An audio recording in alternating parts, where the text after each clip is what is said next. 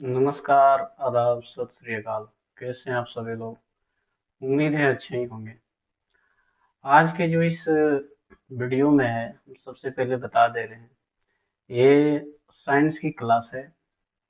और ये साइंस का क्लास किस फॉर्मेट में, यानी कि चीज़ें जो होगी वो किस तरह डिस्कशन होगी, उसके बारे में भी थोड़ा सा जिक्र कर देने से थोड़ा सा बेहतर रहेगा। क्योंकि वो इसलिए ज़रूरी है, क्योंकि मान लीजिए आपको पता भी चलना चाहिए कि इसमें आखिर ये कंटेंट मेरा क्या रहेगा। उसके आधार पर ही तो आखिर चीजें, इसमें सारी चीजें इसमें डिस्कस की जाएगी। तो इसमें देखिए, ये जो है, ये प्रीवियस ईयर 2018 का, प्रीवियस ईयर 2018 में पूछे गए रेलवे के क्वेश्चंस का डिस्कशन है। ये इसमें आप ये नहीं देखिएगा कि केवल मान लीजिए 20 क्वेश्चन या 22 क्वेश्चन या 25 क्वेश्चन जो भी सेट होगा, ये उन स्टूडेंट्स के लिए भी है, उन स्टूडेंट्स के लिए भी है जो जो बिगिनर है। और इस सबसे पहले पढ़ने का तरीका ये होता है, देखिए, एक होता है कि कंटेंट, आपने बहुत सारा कंटेंट पढ़ लिया। और दूसरा तरीका ये होता है कि ठीक है, कंटेंट तो पढ़ लिए, लेकिन ये कंटेंट जितना भी हम पढ़े हैं, ये सारी चीजें याद तो नहीं रहती है। ये बात तो सही चीज है, याद तो नहीं रहता है। तो इसको याद रखने के लिए निरंतर प्रैक्टिस करना होगा। और यही इस वीडियो में किया जाएगा, इस सेक्शन में किया जाएगा। कि मान लीजिए 20 क्वेश्चन, 18 क्वेश्चन जो भी है, तो उसमें ऐसा नहीं कि क्वेश्चंस की मान लीजिए पहला क्वेश्चन का आंसर मान लीजिए कुछ भी है, ये है, बी है, ऐसे टिक करके निकल गए। नहीं, जो भी शब्द आएगा उसका हम पोस्टमार्टम करेंगे। क्या करेंगे? पोस्टमार्टम करेंगे पूरा। और वो पोस्टमार्टम से डिस्कशन के माध्यम से क्या होगा कि हमारे पास चीजें एक्यूमुलेट होती जाएगी, जमा होती जाएगी। दूसरा सबसे बड़ा बात है कि ये बाइलिंगुअल होगा। ये नहीं कि हिंदी मीडियम का स्टूडेंट भी ये नहीं बोल सकते कि मेरे को समझ में नहीं आया, और इंग्लिश वाले भी नहीं बोल सकते कि मेरे को समझ, मतलब इतना अच्छा से डिस्कशन किया जाएगा कि चाहे वो इंग्लिश मीडियम वाले हो, चाहे वो हिंदी मीडियम वाले हो, उससे कोई फर्क नहीं पड़ेगा।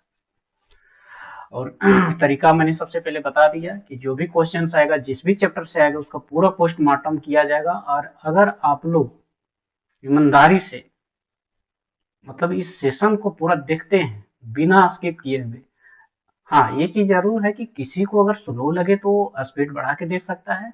और जो बिगिनर है वो तो आसान, आराम से पेशेंसली सारी चीज को सुन सकते हैं। तीसरा सबसे बड़ा बात है कि इसमें हो सकता है कि आपको आवाज बहुत बढ़िया नहीं जाए, क्योंकि मेरे पास एक बहुत बढ़िया माइक नहीं है, इंफ्रास्ट्रक्चर नहीं है। लेकिन मैंने ऑर्डर कर दिया है, कुछ ही दिन में आएगा, तो आप तब तक के लिए एडजस्ट कर लीजिए। 5-7 दिनों की बात है, उसके बाद आपको एकदम आवाज एकदम क्लियर, क्रिस्टल एंड क्लियर जाएगी। तो उस चीज से बचने के लिए सबसे पहले क्या किया जाता है, सॉरी, हम लोग तथ्य से भटक गए। तो बिना किसी देरी के हुए चलिए हम लोग सेशंस को डिस्कशन करते हैं। हो सकता है बहुत सारी त्रुटियां, मतलब बोलने में मिस्टेक हो जाए थोड़ा बहुत। तो ऐसा नहीं है कि इसमें आपको कंटेंट में कोई कमी देखने को मिलेगी। सबसे पहले चलिए क्वेश्चन का डिस्कशन करते हैं, उसके बाद ही समझ में आएगा। देखिए, सबसे पहले क्वेश्चन क्या है कि जब तक किसी पिंड पर, अब आ गया यहाँ पे क्या क्वेश्चन आया, पिंड। जब तक किसी पिंड पर, पिंड क्या होता है देखिए, और बीच में बता भी दे रहे हैं कि ये जो क्वेश्चन डिस्कशन करेंगे इसका पीडीएफ भी आप लोग को मिलेगा, इसलिए टेंशन फ्री रहिए कि पीडीएफ कहाँ से मिलेगा, कैसे क्या करेंगे। हाँ, जब तक किसी पिंड पर, पिंड किसको बोलते हैं, किसी भी ऑब्जेक्ट को, किसी भी बॉडी को क्या बोलते हैं, पिंड, असंतुलित बल। अब असंतुलित बल क्या होता है, अब यहाँ पे देखेंगे असंतुलित बल। असंतुलित बल, असंतुलित बल को क्या बोलते हैं, unbalance force. Unbalance force, unbalance force. देखिए यहाँ पे इस चीज को समझते हैं सबसे पहले कि अनबैलेंस फोर्स होता आखिर क्या है। मान लीजिए यही एक ऑब्जेक्ट है, ठीक है, मान लीजिए एक ऑब्जेक्ट, ठीक, इधर से ऑब्जेक्ट है, मान लीजिए इधर से आप लगा रहे हैं 10 न्यूटन का बल, और इधर से भी आप लगा रहे हैं मान लीजिए 15 न्यूटन का बल। तो दोनों में इसको मान लीजिए F1 बोल देंगे, और इसको मान लीजिए क्या बोल देंगे, F2 बोल देंगे। तो यह क्लियरली हम यहाँ पे ये देख सकते हैं कि F2 जो फोर्स है वो मेरा ज्यादा हो जाएगा किससे, F1 वाले फोर्स से। यानी इधर से जो बल लगा रहे हैं, इधर से जो फोर्स लगा रहे हैं वो ज्यादा हो जाएगा किसके, इसके मुकाबले। तो उस स्थिति में क्या होगी, मान लीजिए ये इस पोजीशन पे है, ये एक पोजीशन पे है, तो ये वाला बल तो ये वाले बल पे यानी कि F2 वाला बल तो F1 वाले बल पे भारी हो जाएगा। तो ऑब्जेक्ट जो है किस दिशा में खिसक जाएगा, इस दिशा में खिसक जाएगा थोड़ा सा। क्यों, क्योंकि ये वाला बल भारी हो गया। तो इस स्थिति में क्या हो जाएगा, अनबैलेंस फोर्स हो जाएगा। क्या हो जाएगा, अनबैलेंस फोर्स। ये क्या होता है, एक होता है मेरा इसी तरह बैलेंस फोर्स, इसी तरह क्या होता है, बैलेंस फोर्स। यानी उसको किस हिंदी में क्या बोलते हैं, संतुलित बल। क्या बोलते हैं, संतुलित बल, संतुलित बल। तो इसको भी एग्जांपल से समझते हैं। एग्जांपल से क्या, मान लीजिए इस यही जो ऑब्जेक्ट दिया है इसी समझ लें। मान लेते हैं ये एक ऑब्जेक्ट है, ठीक है। इस पर इधर से हम लगा रहे हैं 10 न्यूटन का फोर्स, और इधर से भी मान लीजिए जो हम बल लगा रहे हैं 10 न्यूटन का फोर्स। ये वाला बल जो मेरा हो गया वो F1 हो गया, ये मेरा वो वाला जो फोर्स हो गया F2 हो गया। तो इस स्थिति में हम यहाँ पे क्या देखेंगे कि F2 F1 बराबर F2, दोनों बराबर है। तो जब इधर से भी बल बराबर लगेगा, इधर से भी बल बराबर रहेगा, तो इससे क्या हो जाएगा कि हमारा जो ऑब्जेक्ट है, हमारा जो पिंड है, उसका क्या हो जाएगा, स्थान नहीं बदलेगा। वो एक जगह पर क्या रहेगा, रेस्ट की स्थिति में रहेगा। क्यों, क्योंकि दोनों तरफ से बराबर फोर्स लग रहा है। तो मेन चीज इसमें यही है। अब क्वेश्चन पढ़ते हैं कि जब तक किसी पिंड पर यानी कि किसी बॉडी पर असंतुलित बल यानी कि अनबैलेंस फोर्स लागू किया जाता है, तब तक इसकी इसकी में निरंतर परिवर्तन होता रहता है। यानी निरंतर चेंज होता है। किस चीज में चेंज होता है, द्रव्यमान में। द्रव्यमान को इंग्लिश में क्या बोलते हैं, मास। क्या मास में, अब मास के बारे में, मास हमेशा क्या रहता है, कांस्टेंट रहता है। मास हमेशा क्या रहता है, कांस्टेंट रहता है। मास कभी नहीं बदलता है। आकृति इसका शेप एंड साइज में बदलाव होगा, नहीं होगा। क्यों, क्योंकि मान लीजिए एक ठोस चीज है, आयरन की ऑब्जेक्ट है, तो इधर से बल लगेंगे तो उसका आकृति में चेंज कर देंगे, फिजिकल अपीयरेंस से नहीं चेंज कर सकते। अब इसका वेट हो गया, वेट क्या आ गया, वेट क्या, भार। भार क्या होता है, वेट। वेट क्या होता है, बहुत बहुत लोग मास और वेट में कंफ्यूज होते हैं। मास होता है कि total content inside a body, और वेट क्या हो गया, वेट हो गया यानी कि भार हो गया कि पृथ्वी के द्वारा किसी भी चीज को जब अट्रैक्ट किया जाता है तो किस फोर्स से। वेट भी एक तरह का मान लेते हैं कि एक तरह का वेट जो है फोर्स ही होता है। हाँ, वेट का यानी पृथ्वी के द्वारा किसी भी चीज को अट्रैक्ट किया जाता है किस फोर्स से, उसी को वेट बोलते हैं। तो इसमें जो इस क्वेश्चन का आंसर जो होगा वो चाल होगा, यानी कि स्पीड हो जाएगा। कि जब तक किसी पिंड पर यानी कि जब तक किसी बॉडी पर असंतुलित बल यानी कि अनबैलेंस फोर्स लागू किया जाता है, तब तक इसकी चाल में निरंतर परिवर्तन होता है। मान लीजिए ये तो हो गया इसका डिस्कशन। अब मान लीजिए यही क्वेश्चंस का हमको क्या करना रहता है, यही क्वेश्चंस का केवल आंसर मानना रहता है। इसलिए अगर आपको आ रहा है तो भी अच्छी बात, नहीं आ रहा है तो भी अच्छी बात। दोनों सिचुएशन में, दोनों सिचुएशन में आपको देखना है। क्योंकि डिस्कस तो अनबैलेंस और बैलेंस फोर्स भी हो सकता है, बहुत जन को आ रहा होगा, लेकिन यहाँ पे ये बात ये है कि उससे आपका रिवीजन हो जा रहा है। क्या हो जा रहा है, रिवीजन हो जा रहा है। हम यहाँ से भी समझ सकते हैं, देखिए ये जो है आपका, इससे भी हम समझ सकते हैं ये बैलेंस और अनबैलेंस फोर्स का है। अभी मान लीजिए 3 आदमी है, ठीक है। इधर भी 3 गो गर्ल है, इधर 3 गो बॉय है, ठीक है। इधर से भी मान लीजिए 10 न्यूटन का फोर्स लगा रहा है तीनों मिला के, ये भी दोनों 10 न्यूटन का फोर्स लगा रहा है, तो दोनों बराबर हो जाएगा, तो बैलेंस।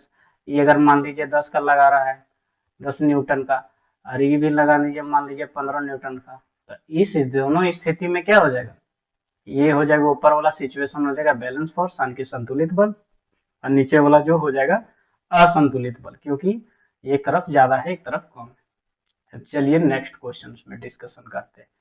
इसमें अगर कुछ और डिस्कशन करने वाली बात है तो हम यहाँ पे ये कह सकते हैं कि संतुलित बल यानी कि ये जो अनबैलेंस फोर्स रहा, सॉरी बैलेंस फोर्स रहता है, संतुलित बल वस्तु में गति उत्पन्न नहीं करता है। क्यों, क्यों नहीं करता है, क्योंकि दोनों तरफ से बराबर बल लगेगा।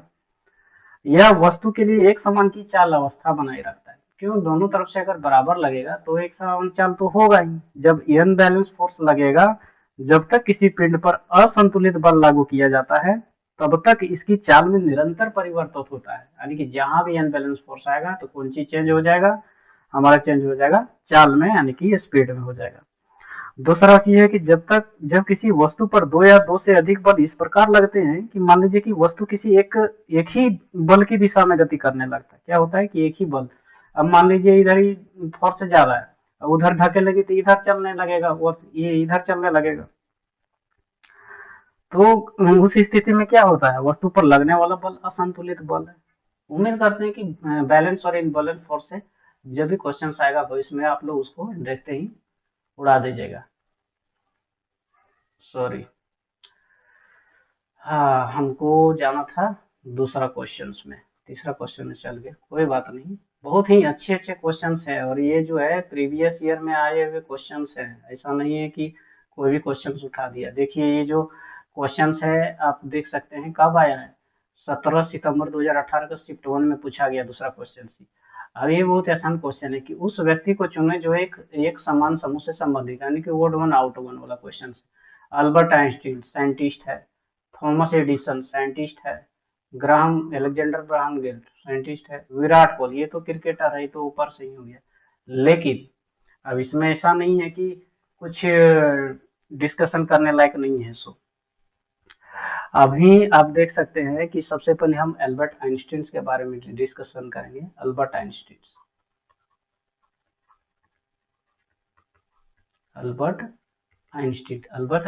का दो जो मेन काम है उसको आप याद रखिएगा कि इन्होंने सबसे पहले किसका दिया था, सापेक्षता का सिद्धांत, यानी कि theory of relativity. Theory of relativity relativity आप यहाँ पे देखिएगा कि साइंस को थोड़ा इंग्लिश में ही पढ़िएगा, ऐसा नहीं कि हिंदी में दिक्कत होता है, इंग्लिश में पढ़िएगा तो ज्यादा आसान रहता है। अल्बर्ट आइंस्टीन ने सबसे पहले क्या दिया, थ्योरी ऑफ रिलेटिविटी दिया है। थ्योरी ऑफ रिलेटिविटी, सापेक्षता का सिद्धांत। और दूसरा इन्होंने क्या दिया है, E is equal to M C square. E is equal to M C square दिया है, यानी कि द्रव्यमान ऊर्जा समतुल्यता का सिद्धांत, यानी कि एनर्जी को मास में कन्वर्ट कर सकते हैं, ये उससे रिलेटेड। जब भी क्वेश्चंस में अधिकतर देखा गया है कि एग्जाम में पूछता है कि थ्योरी ऑफ रिलेटिविटी कौन से साइंटिस्ट ने दिया था, अल्बर्ट आइंस्टीन। अल्बर्ट आइंस्टीन के विषय में एक चीज और याद रखिएगा कि एक चीज और याद रखिएगा कि 1921 में इसको नोबेल पुरस्कार मिला था। क्या मिला था, नोबेल प्राइज मिला था। नोबेल प्राइज मिला था किसके लिए, इससे ये भी चीज पूछता है किसके लिए मिला था, फोटो इलेक्ट्रिक इफेक्ट के लिए, फोटो इलेक्ट्रिक इफेक्ट के लिए, फोटो इलेक्ट्रिक इफेक्ट के लिए मिला था। यानी कि इसको हिंदी में क्या बोलते हैं, फोटो इलेक्ट्रिक इफेक्ट को, प्रकाश विद्युत प्रभाव की खोज के लिए इसको 1921 में नोबेल पुरस्कार मिला था। अब चलते हैं हम यहाँ पे थॉमस अल्वा एडिसन पर। हमको ये याद नहीं रखना कि किस देश का वैज्ञानिक था। थॉमस अल्वा एडिसन ने एक इम्पोर्टेंट काम किया था कि इलेक्ट्रिक बल्ब का निर्माण किया था। क्या किया था, इलेक्ट्रिक बल्ब का निर्माण किया था, इलेक्ट्रिक बल्ब का निर्माण किया था। अलेक्जेंडर ग्राहम बेल ने किस चीज का आविष्कार किया था, जल्दी से आप लोग कमेंट में बताइए। अलेक्जेंडर ग्राहम बेल ने किस चीज का आविष्कार किया था, टेलीफोन का। किसका, टेलीफोन का। अभी जो हम लोग बातचीत कर पाते हैं किसके माध्यम से, तो देखिए कितना सिंपल क्वेश्चन था लेकिन कितना चीज डिस्कस हुआ। इसीलिए बोलते हैं आप लोग अंत तक बने रहिए, एकदम मजा आ जाएगा सेशन करने में एकदम। अब चलिए तीसरा क्वेश्चन की ओर हम लोग चलते हैं। तीसरा क्वेश्चन है, तीसरा क्वेश्चन जो है आपका, देखिए आ गया। देखिए तीसरा क्वेश्चन क्या बोल रहा है कि जब कोई वस्तु वृत्तीय पथ, यानी इसको क्या बोलते हैं इंग्लिश में, वृत्तीय पथ को क्या बोलते हैं, सर्कुलर मोशन। क्या बोलते हैं, सर्कुलर मोशन। सर्कुलर मोशन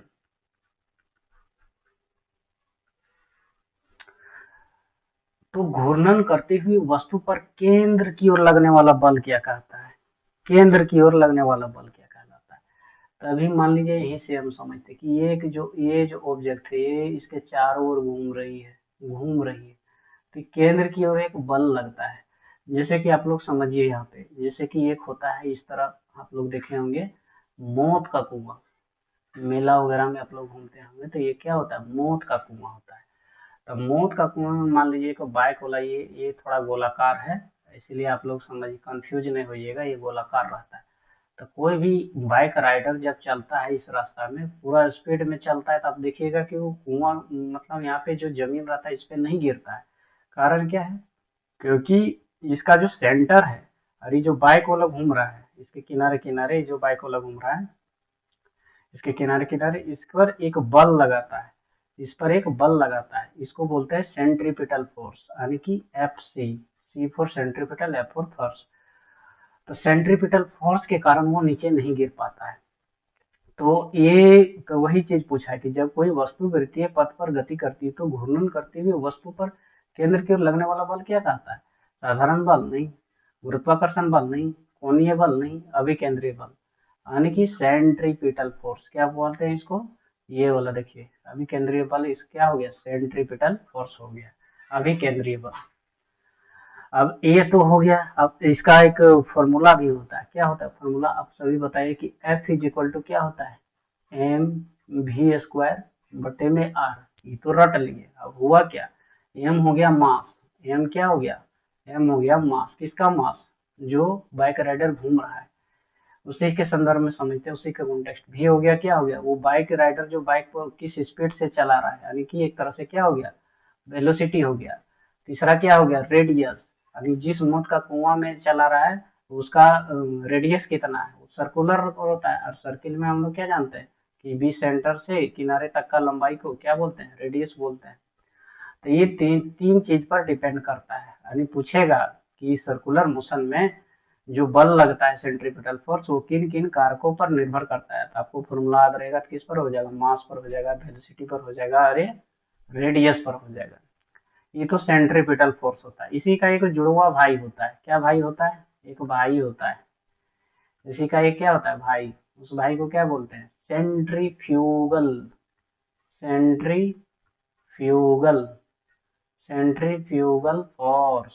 क्या बोलते हैं, centrifugal force, centrifugal force, centrifugal force बोलते हैं इसको। इसका उदाहरण क्या है, इसका उदाहरण क्या है, इसका उदाहरण क्या है, इसका उदाहरण है कि जैसे वॉशिंग मशीन जो होता है हम लोग के पास, हम लोग के पास क्या होता है, वॉशिंग मशीन, हम लोग के पास क्या होता है, वॉशिंग मशीन, वॉशिंग मशीन। तो वॉशिंग मशीन किस सिद्धांत पे काम करता है, सेंट्रीफ्यूगल फोर्स पे करता है। दूसरा बड़ा चीज क्या है, दूसरा इसका एग्जांपल क्या है, दूध से जो मक्खन निकाला जाता है, दूध से यही सब पूछता है एग्जाम में, दूध से जो मक्खन निकाला जाता है, दूध से मक्खन निकाला जाता है, ये भी इसका एग्जांपल है। यानी वॉशिंग मशीन पूछेगा किस सिद्धांत पर कार्य करता है, सेंट्रीफ्यूगल पर। दूध से मक्खन निकालने वाला जो मशीन है उस पर किस पर करता है, इसको क्या बोलते हैं हिंदी में, ये हो गया अभिकेंद्रीय ने, इसको बोलते हैं अपकेंद्रीय, क्या बोलते हैं इसको, अपकेंद्रीय, अपकेंद्रीय बल। तीसरा क्वेश्चन से डिस्कशन खत्म हुआ। अब चलते हैं हम लोग नेक्स्ट क्वेश्चन पे। नेक्स्ट क्वेश्चन क्या है, नेक्स्ट क्वेश्चन बहुत ही मजेदार क्वेश्चन है, आप यहाँ पे देख सकते हैं। नेक्स्ट क्वेश्चन क्या है, निम्नलिखित में से कौन गर्म रक्त का प्राणी है, गर्म रक्त यानी कि क्या हो गया, एक तरह से ही वार्म ब्लडेड, क्या हो गया, वार्म ब्लडेड एनिमल। और एक होता है कौन, कोल्ड ब्लडेड एनिमल। तो अब यहाँ पे देखिए हिंट दिया है, वार्म ब्लडेड यानी कि गर्म रक्त का प्राणी, या समतापी, या नियत तापी, नियत तापी यहाँ पे लिख देते हैं, बहुत देर नहीं दिख रहा होगा। एक होता है वार्म ब्लडेड, क्या होता है, warm blooded, warm blooded, warm blooded, warm blooded को क्या बोलते हैं, समतापी, क्या होता है, समतापी। दूसरा चीज क्या होता है, नियत तापी, क्या होता है, नियत तापी। समतापी का उदाहरण क्या है, कबूतर, क्या होता है, कबूतर, इंग्लिश में इसको क्या बोलते हैं, पिजन। एक होता है हमारा कोल्ड ब्लडेड। क्या होता है? Cold blooded. क्या होता है? Cold blooded. Cold blooded. Cold blooded.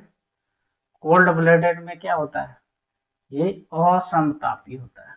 असमतापी। इसका एग्जाम्पल कौन कौन है?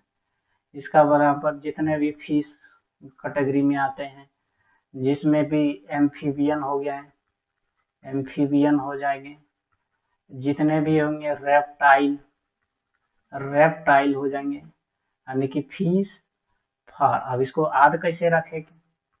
फार, FAR, फार। जैसे कि आप लोग आए हैं तालाब के पास, अब एक वो निकल गया सांप, एगो मगरमच्छ निकल गया, बोले मार के इसको फाड़ दो, तो फार से याद रखना फिश, एम्फीबियन और रेप्टाइल्स, ये सब किस में आते हैं? कोल्ड ब्लडेड में। एग्जाम्पल इसका क्या हो जाएगा? अभी बतेबे किए फिश, यहाँ पे क्या हो जाएगा? क्रोकोडाइल, क्रोकोडाइल यानी कि मगरमच्छ। तीसरा क्या हो जाएगा? फ्रॉग यानी कि मेढक। हाँ, तो इस क्वेश्चन का आंसर क्या हो जाएगा? इसका आंसर हो जाएगा डी, कबूतर। क्या हो जाएगा? कबूतर। अब नेक्स्ट क्वेश्चन की ओर हम लोग चलते हैं। अब क्वेश्चन थोड़ा सा देखिए, टाइम तो लग रहा होगा लेकिन मजा भी आ रहा होगा। इस तरह आप सेशन कीजिएगा तो आप लंबा समय तक आपको चीजें याद रखेगी। अब आते हैं कि निम्नलिखित में से कौन सा जानवर परागधानी। अब क्या आ गया ये परागधानी? अब किसी को समझ में नहीं आ रहा है, ज्यादातर को समझ में आ रहा होगा परागधानी क्या होता है। तो इसको चलिए पोस्टमार्टम करते हैं। तीन तरह का साउंड होता है। एक होता है सोनिक साउंड, एक होता है सब सोनिक। सबसे पहले दिखाते हैं, एक होता है सब सोनिक। सब सोनिक, सब सोनिक,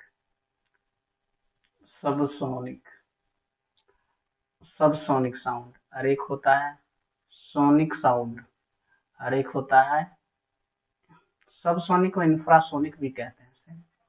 इंफ्रासोनिक, इंफ्रासोनिक। और एक होता है ये अल्ट्रा, अल्ट्रासोनिक या अल्ट्रासाउंड, अल्ट्रासोनिक। तो ये जो इंफ्रासोनिक है इसका रेंज क्या होता है? इंफ्रासोनिक का रेंज जो होता है 0 से 0 हर्ट्ज से 20 हर्ट्ज तक। ठीक है, ये तो बात तो सही है कि 0 हर्ट्ज से 20 हर्ट्ज तक होता है। लेकिन लेकिन हमारा कान जो है, यानी कि ह्यूमन आई, सॉरी ह्यूमन ईयर, ह्यूमन का ईयर, ह्यूमन ईयर इस चीज को नहीं सुन सकता है। ह्यूमन ईयर इस चीज को सुन नहीं सकता है। इस एक होता है जो सुनने, इसको ऑडिबल साउंड भी, सोनिक साउंड को क्या बोलते हैं? ऑडिबल, यानी कि सुनने योग्य, ऑडिबल साउंड। इसका रेंज क्या होता है? 20 हर्ट्ज से 20 हर्ट्ज से 20,000 हर्ट्ज के बीच का रेंज होता है। समझे? इसका ऑडिबल नाम है, यानी कि ह्यूमन ईयर इसको, यहाँ पे इसको सुन नहीं सकता है। और यहाँ पे ह्यूमन ईयर, ह्यूमन ईयर जो होता है, ह्यूमन ईयर इस चीज को क्या करता है? सुन सकता है।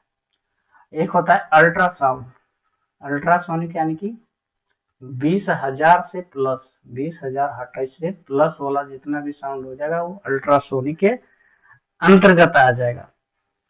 अब यहाँ पे बात है कौन कौन इसको उत्पन्न कर सकता है। तो ये जो अल्ट्रासोनिक है ये हो गया बैट, चमगादड़। क्या होता है? चमगादड़, चमगादड़। चमगादड़ जो है इसको इसको निकाल सकता है। चमगादड़ इसको क्या करता है? इस ध्वनि को उत्पन्न कर सकता है, निकाल सकता है। चमगादड़ हो गया। चौ से हो गया चूहा, चौ से हो गया चूहा, चौ से चमगादड़, चूहा भी इसको निकाल सकता है। और क्या हो गया? डॉल्फिन, डॉल्फिन, डॉल्फिन भी इसको निकाल सकता है। यानी कि कौन कौन निकाल सकता है? चौ से चमगादड़, चौ से चूहा और डी से डॉल्फिन, डी से डॉल्फिन। तीन आदमी इसको निकाल सकते हैं। और कौन निकाल सकता है? एक और जानवर है जो प्राधानी को निकाल सकता है, उसका नाम भूल जा रहे हैं, क्या है? पारपोइसिस। क्या नाम है? पोरपोइसिस। ये कौन सा जानवर है भाई? ये तो समझ में नहीं आ रहा है। ये जो होता है ये समुद्री जानवर होता है, जहां तक हमको याद है। यानी इस चीज का देखिए, अब यहाँ पे क्वेश्चंस की ओर चलते हैं कि निम्नलिखित में से कौन सा जानवर अल्ट्रासाउंड उत्पन्न कर सकता है। तो अल्ट्रासाउंड की कैटेगरी में आएंगे, हम देखेंगे कौन कौन है। चौसे चमगादड़ है, चूहा है, डॉल्फिन है और पारपोइसिस है। तो इसका सही आंसर क्या हो जाएगा? पारपोइसिस। क्या हो जाएगा? पारपोइसिस। अब देखते हैं, वीडियो थोड़ा सा लंबा बनेगा क्योंकि डिस्कशन कर रहे हैं, ऐसा नहीं कि क्वेश्चन, अगर वैसा करना रहता तो तुरंत अभी तक खत्म करके निकल गए रहते। अब देखिए केमिस्ट्री का क्वेश्चन है। निम्न में देखिए सारा चीज रीजन हो रहा है, बायोलॉजी भी आ रहा है, फिजिक्स भी आ रहा है, और यहाँ पे कौन सा है? केमिस्ट्री आ गया। देखिए, निम्न में से कौन सा विकल्प उस लवण का, लवण किसको बोलते हैं? लवण, लवण, लवण मतलब सॉल्ट, उस सॉल्ट का उदाहरण है जिसके जलीय विलयन यानी कि एक्वस सॉल्यूशंस का पीएच 7 से कम होता है, यानी कि वो एसिडिक नेचर का होता है। जैसे अब आ ही गया है पीएच स्केल, तो उसका भी थोड़ा सा जिक्र कर लेते हैं। मान लेते हैं पीएच स्केल, यहाँ पे 7 है, यहाँ पे 0 है। पीएच स्केल में मापदंड कहाँ से कहाँ तक रहता है? 7 से मतलब 14 तक रहता है। इसको दिया था किसने? इसको दिया था किसने? S Sorensen. किसने दिया था? एस सोरेनसन ने। स्पेलिंग पर उतना ध्यान न दीजिएगा। अब इसका रेंज देखिए, यहाँ से अगर यहाँ तक गया, यहाँ से यहाँ तक गया, तो ये क्या हो जाएगा मेरा? ये हो जाएगा मेरा एसिडिक नेचर का। 0 से 7 तक रहेगा। क्या पे रहेगा? 0 से बड़ा और 7 से नीचे। अब यहाँ से ऊपर की ओर जाएगा, नीचे 7 से ऊपर और 14 से, तो उस सिचुएशन में क्या हो जाएगा? ये हो जाएगा बेसिक। क्या हो जाएगा? ये बेसिक हो जाएगा। और एग्जैक्ट अगर से 7 पर है तो इसको क्या होते हैं? इसको न्यूट्रल बोलते हैं। न्यूट्रल, समझे? न्यूट्रल हो जाएगा। ये तो हो गया पीएच स्केल का डिस्कशन। अब हमको देखना है कि आखिर वह कौन सा है। तो इसका जो ये होगा सही आंसर क्या है, सबसे पहले देख लेते हैं सही आंसर, उसके बाद डिस्कशन करते हैं। इसका आंसर अमोनियम क्लोराइड हो जाएगा। क्या हो जाएगा? Ammonium chloride. इसका जलीय विलयन का मान ठीक है, ये एसिडिक नेचर का, लेकिन है इसका कितना? इसका है कितना? 5.35 है, यानी 5.35। 5.35 इसका पीएच पूछता है कभी कभी वीवीआई क्वेश्चन की, इसका एग्जैक्ट पीएच मान कितना है? 5.35 है। अब सोडियम बाइकार्बोनेट। सोडियम बाइकार्बोनेट क्या होता है? सोडियम हाइड्रोजन, यानी से सोडियम हाइड्रोजन कार्बोनेट, इसी का पूछ देता है कभी कभी। इसी को बोलते हैं, क्या बोलते हैं? Washing soda. क्या बोलते हैं? Washing soda. इसको क्या बोलते हैं? Washing soda. Sodium chloride. Sodium chloride इसका रासायनिक नाम क्या है? NaCl। इसका नाम क्या है? साधारण नमक। इसी को बोलते हैं नमक जो हम लोग खाते हैं। एक होता है sodium carbonate, Na2CO3। NaCO3, NaCO3 sodium carbonate. Sodium carbonate. आप देख सकते हैं कि ये क्वेश्चन से कितना चीज डिस्कशन हो गया है। यहाँ पे सबका रासायनिक नाम भी जान गए। इसका जो अभी जो हम लोग अमोनियम क्लोराइड पढ़े थे, इसका क्या होता है? NH4Cl। नहीं दिख रहा होगा, यहाँ पे बता दे रहे हैं। NH4C केमिकली, इसको मतलब लिखा कैसे जाता है उसके लिए। ठीक है, बढ़ते हैं अगले क्वेश्चन में। अगला क्वेश्चन क्या है? देखिए, अभी हम इस पर डिस्कशन किए थे। कितने जल के अणु, जल, जल को इंग्लिश में कैसे, सॉरी केमिकली कैसे लिखते हैं? H2 किसको लिखते हैं? वाटर को। एकदम जितना बार आएगा उतना बार बताएंगे, ये नहीं कि बोरिंग लगे। इतना बार बता देंगे कि आपका दिमाग में एकदम फिट हो जाएगा, एकदम जबरदस्ती बैठ जाएगा, बैठा देंगे। कितने जल के अणु, वॉशिंग सोडा, वॉशिंग सोडा ये क्या होता है, ये क्या होता है? लगता है कुछ पिछले क्वेश्चन में कुछ गलत डिस्कशन कर दिए हैं शायद, शायद हाँ। सोडियम हाइड्रोजन कार्बोनेट, ये वॉशिंग सोडा नहीं होगा यार, कोई बात नहीं, हो जाता है, वॉशिंग सोडा नहीं होगा, वो हटा देते हैं, हमको लग ही रहा था उसमें कंफ्यूजन, कोई बात नहीं, हो जाता है कभी कभी। हाँ, तो क्या है, इसमें पूछ रहा है कि कितने जल के अणु वॉशिंग सोडा के एक अणु में, अणु अब अणु, अणु अब नहीं समझ में आ रहा है, इसको क्या बोलते हैं, मोलिकुल, मोलिकुल क्या बोलते हैं, मोलिकुल बोलते हैं। शिक्षक द्वारा लाइव एक्सप्लेनेशन यही सेक्शन करते हैं। अब यहाँ पे सबसे पहले वॉशिंग सोडा का आप फॉर्मूला देखिए, Na2CO3, इसको सोडियम कार्बोनेट बोलते हैं, उसमें से अगर 10H2O आ गया, 10H2O आ गया, तो उसी, तो यही बोल रहा है कि कितना मोलिकुल है, आप ये देख सकते हैं कि जैसे ही बोलेगा वॉशिंग सोडा Na2CO3 10H2O है, यानी सोडियम कार्बोनेट में जब 10 वो जल का अणु आ जाएगा, तो वही जो चीज हो जाएगा, वही जो चीज हो जाएगा वो मेरा क्या बन जाएगा, वॉशिंग सोडा बन जाएगा। क्या बन जाएगा, वॉशिंग सोडा बन जाएगा। हाँ, अब उसके बाद देखते हैं कि ये और क्या क्या दिया इसमें, और तो कुछ वैसा है नहीं। अच्छा कोई बात नहीं, आएगा फिर डिस्कशन करेंगे। नेक्स्ट क्वेश्चन चलते हैं। नेक्स्ट क्वेश्चन से आप यहाँ पे देख सकते हैं कि निम्न में से कौन सा तत्व, तत्व को क्या बोलते हैं, तत्व को इंग्लिश में बोलते हैं एलिमेंट। एलिमेंट क्या होता है, ये होता है एक तरह से प्योर होता है, प्योर, यानी इसमें एक ही प्रकार के रहेगा, एक ही प्रकार की मोलिकुल पाए जाएंगे एलिमेंट में। हाँ, क्या पूछ रहा है कि निम्नलिखित में से कौन सा तत्व रासायनिक प्रतीक लैटिन से लिया है। तो ये सब चीजें तो फैक्चुअल चीजें हैं, वो तो आपको याद करना पड़ेगा। जैसे ये इसका जो है लैटिन, आयरन का, ये लैटिन से लिया गया है, ये तो पता होगा सबको। ये एक्चुअली इसका आयरन नाम होता है, ठीक है, लेकिन ये लिया कैसे गया, कहाँ से लिया गया, इसको एक्चुअली बोला जाता था फेरम। क्या बोला जाता था, फेरम, फेरम बोला जाता था। अब आयरन आ गया, तो आयरन के बारे में डिस्कशन करते हैं थोड़ा सा चीज।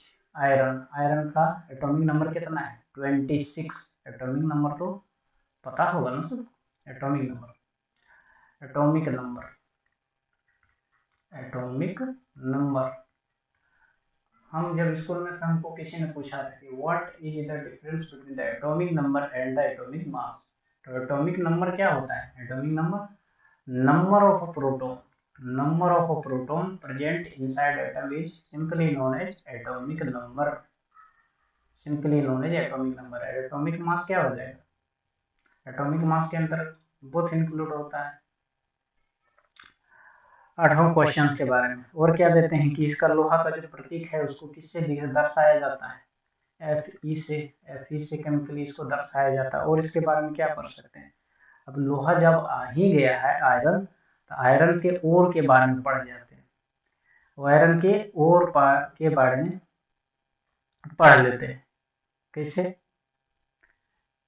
अब इसको एक ट्रिक है इसका याद रखने का, ट्रिक है इसका, ट्रिक से ही ज्यादा चीज याद रखती है।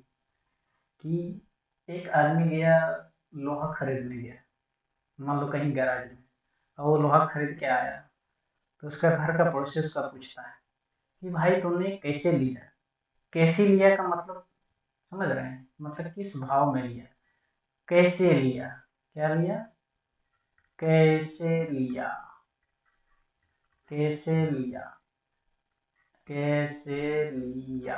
अब यहाँ से याद रखते हैं कैसे क्या होता है, कैसे होता है केल्कोपाइराइट, कैसे क्या होता है, केल्कोपाइराइट, कैसे क्या हो गया, केल्कोपाइराइट, कैसे क्या हो गया, केल्कोपाइराइट। उसके बाद सी से, सी से क्या लिया, सी से सीडेराइट, क्या हो जाएगा, सीधे राइट, उसके बाद ली से, लेल से, ली से क्या आएगा, ली से लिमोनाइट, ली से लिमोनाइट, लिमोनाइट, और वाई से या आर से क्या हो जाएगा, आई से आयरन पाइराइट, आयरन पाइराइट। अब देखिए ये एक क्वेश्चन नहीं है, कुछ मैटर हो रहा है।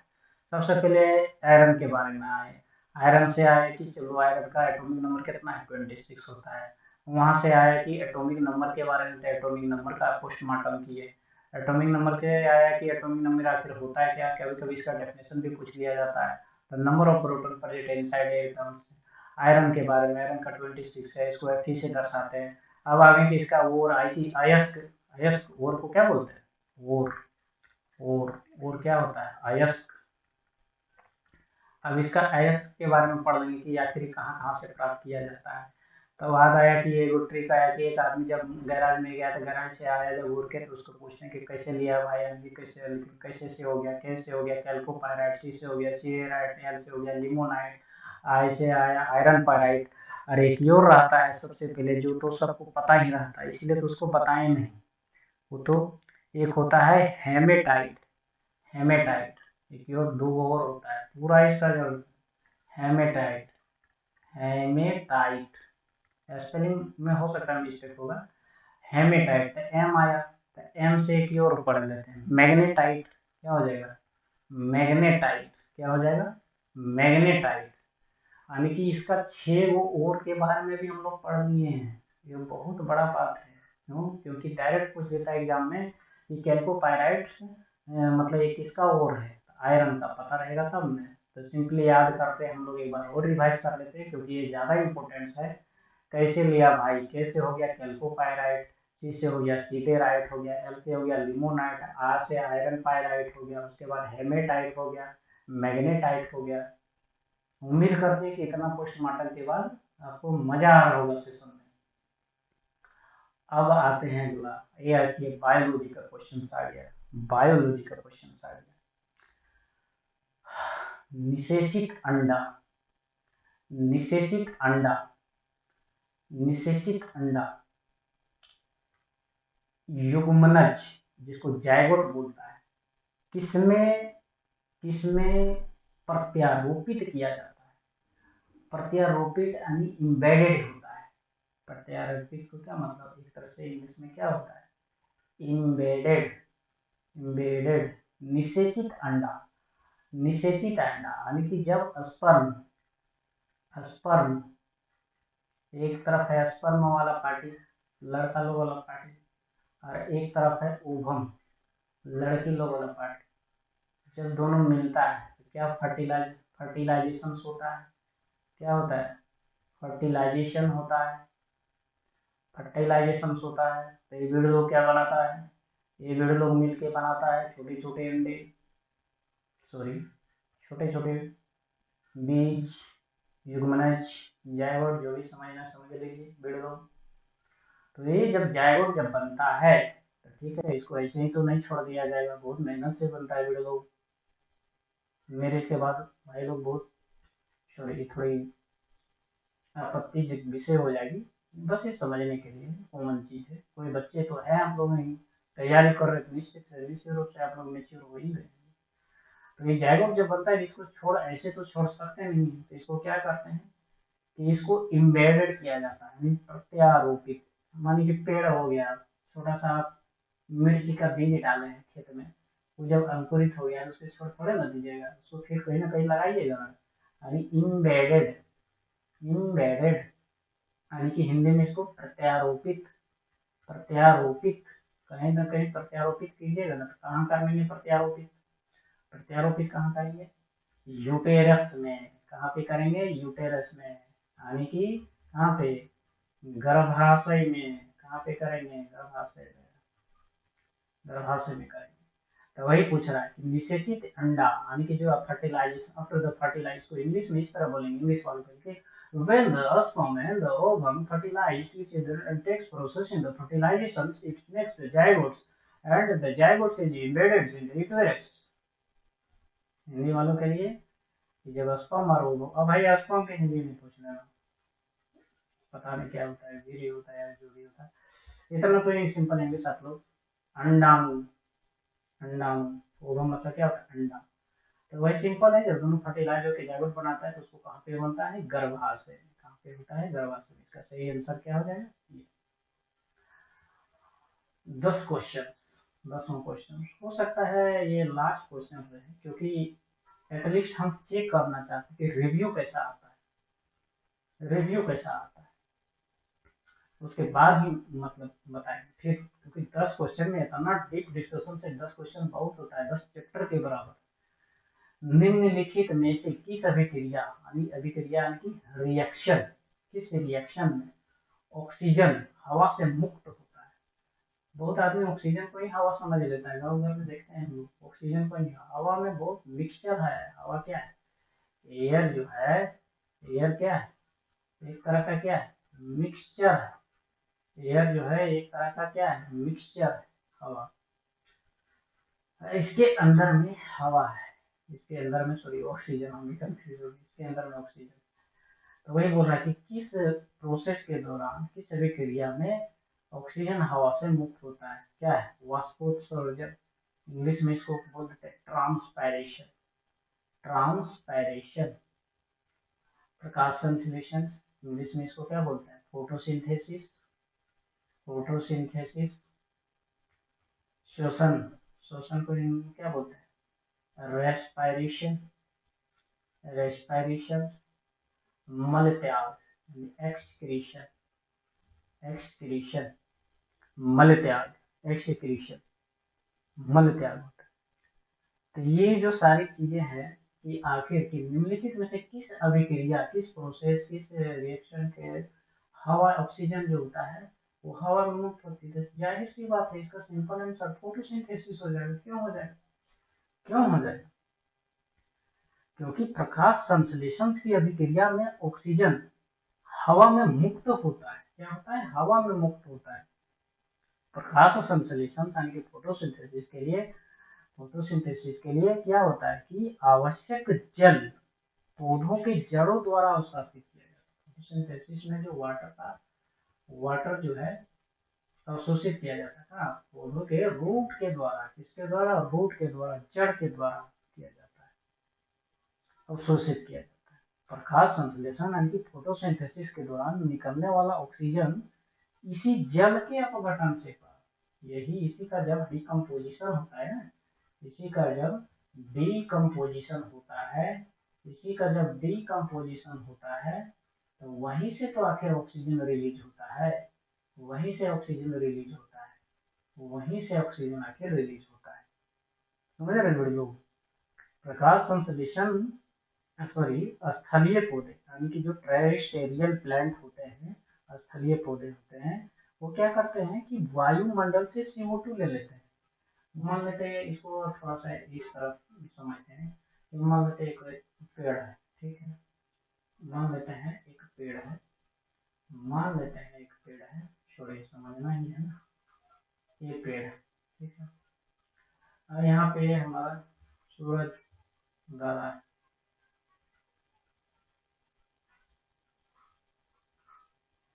थोड़ा ज्यादा लंबा हो गया, ठीक है। तो ये जो है क्या कर रहा है, ये CO2 समझेगा, इसको CO2 यहाँ से ले रहा है, ये ले लिया, ठीक है, CO2, CO2 स्थलीय पौधे यानी कि स्थलीय पौधे को इंग्लिश में क्या बोलते हैं, टेरिस्टेरियल प्लांट बोलते हैं। वायुमंडल से CO2 ले लिया, और जलीय पौधे जल में घुली हुई CO2 लेते हैं। मान लीजिए कहीं पे मैंग्रोव, मैंग्रोव क्या होता है, मैंग्रोव में ऐसे होता है, आधा नीचे डूबा रहेगा, फिर आधा रहेगा। तो ये वाला जो पौधा जो इधर रहेगा, ये लोग भी तो मारता है, तो क्या हो गया, वाटर में भी तो CO2 पास रहता है, तो यहाँ से CO2 लेते हैं। ये मैंग्रोव वाले जितने से पौधे होते हैं, मैंग्रोव वाले, मैंग्रोव से याद आया कि सबसे बड़ा मैंग्रोव भारत में कौन है, सुंदरबन डेल्टा। क्या है, सुंदरबन डेल्टा, सुंदरबन डेल्टा यहाँ पे है, वेस्ट बंगाल। तो मैंग्रोव, मैंग्रोव से कहाँ से लेते हैं, पानी से। मैंग्रोव के अंदर जितने भी प्लांट आते हैं, जितने भी पौधे आते हैं, वो कार्बन डाइऑक्साइड कहाँ से लेते हैं, जल से लेते हैं। और जितने भी टेरेस्ट्रियल प्लांट होते हैं वो कार्बन डाइऑक्साइड कहाँ से लेते हैं, वो वायुमंडल से लेते हैं। हो गया क्लियर? ये कहाँ से दोनों लेता है? प्रकाश संश्लेषण की क्रिया द्वारा क्या होता है कि CO2 का अवशोषण होता है तथा ऑक्सीजन मुक्त होता है। इसको जिस तरह हम लोग श्वास में क्या लेते हैं, ऑक्सीजन, उस तरह पेड़ पौधा किसको खींचता है, कार्बन डाइऑक्साइड को, और रिलीज किसको कर देता है, O2 को रिलीज कर देता है। और यही O2 को हम लोग लेते हैं, वुमेन लेता है, और हम लोग किस चीज को रिलीज करते हैं, CO2 को। फिर ये CO2 कहाँ पे जाता है, वायुमंडल में। आए क्लियर? CO2 लिया पेड़ पौधा, पेड़ पौधा छोड़ा ऑक्सीजन, ऑक्सीजन हम लोग लिए, वुमेन सॉरी मतलब जानवर वगैरह भी, वुमेन ये सोशल मर्द, वहां से फिर CO2 निकला, और CO2 फिर गया, और फिर यही CO2 को ये, अब समझ रहे हैं साइकिल को, समझ रहे हैं? यही होता है साइकिल। और इस प्रक्रिया के द्वारा क्या हो जाता है, इस कौन सी प्रक्रिया है, फोटोसिंथेसिस। यही प्रक्रिया के द्वारा ऑक्सीजन हवा में मुक्त होता है। ट्रांसपायरेशन क्या होता है, ट्रांसपायरेशन जो होता है, पेड़ पौधे जो होते हैं यानी कि जो प्लांट होते हैं, ये वाटर का लॉस करते हैं अपने पत्तियों के थ्रू। मान लीजिए यही एक पेड़ पौधा है, तो इसका जो पत्ती निकलेगा, यही पत्ती के थ्रू जो वाटर देखते हैं हम, ये सुबह सुबह में बूंद बूंद निकला रहता है, यानी कि वाटर का लॉस कर रहे हैं। अब यहाँ से एक चीज और आता है कि जब मरुस्थलीय पौधे होते हैं, यानी कि desert, desert plant, desert, desert में जो पौधे होते हैं, उसमें पत्ती नहीं पाए जाते। उसमें मान लेते हैं इतना बड़ा चौड़ा पत्ता है, तो उसमें कांटेदार होते हैं, कांटा निकला रहता है। कारण इसका समझिए, कारण यही है कि उस वहां पे अगर ज्यादा वाटर लॉस करेगा तो वैसे ही मर जाएगा, मरुस्थल में वैसे भी पानी का कमी होता है। तो उस चीज से बचने के लिए कांटेदार पत्ता रखता है, ताकि इसमें पानी का कम लॉस हो। प्रकृति कोई भी चीज बिना वजह का नहीं रखती, कोई भी चीज बेवजह का नहीं रखती है, सबका कुछ ना कुछ लॉजिक होता है। तो हम यहाँ पे ये कह सकते हैं कि प्रकाश संश्लेषण की क्रिया में निम्न चीजें प्रभावित होती है। निम्न मतलब प्रकाश फोटोसिंथेसिस की जो प्रोसेस होता है उसमें कौन सी से प्रभावित होता है, एक होता है इसमें ये क्वेश्चन पूछता भी है, इसका फैक्टर आके कारक किस मतलब जो इसमें योगदान देता है, इसका फैक्टर पूछता भी है कि आखिर कौन सी चीजें हैं जो प्रकाश संश्लेषण की क्रिया में निम्न से प्रभावित होती है। तो सबसे पहला क्या है, प्रभावित किससे किससे होता है, किससे, फैक्टर अफेक्टिंग। पहला जो चीज है क्या है, वो लाइट है, यानी कि सनलाइट। उसके लिए क्या क्या जरूरी है, सनलाइट। दूसरा जो चीज है क्या है, टेम्परेचर, एक सुटेबल टेम्परेचर होना चाहिए। तीसरा तीसरा क्या है, वाटर। और चौथा क्या है, CO2, कार्बन डाइऑक्साइड। ये चार चीजें ही फैक्टर पूछेगा कि factor affecting the process of photosynthesis, तो कौन हो जाएगा, सनलाइट हो जाएगा, टेम्परेचर हो जाएगा, CO2 हो गया, CO2 हो गया। ये सब सारी चीजें प्रभावित करते हैं। उम्मीद करते हैं आज आप लोग को मजा आया होगा। अब मजा आया होगा तो हम कुछ बोलेंगे नहीं, आपने सब्सक्राइब करना होगा तो कर दीजिएगा, और नहीं सब्सक्राइब कर रहे यानी हम ही में कुछ ना कुछ करेंगे। देखिए जैसा मजा लीजिए, मिलते हैं अगले वीडियो में, फिर उसमें इसी तरह 10 क्वेश्चन का डिस्कशन करेंगे एकदम डीपली, मजा आ जाएगा उसमें। आज की वीडियो में बस इतना।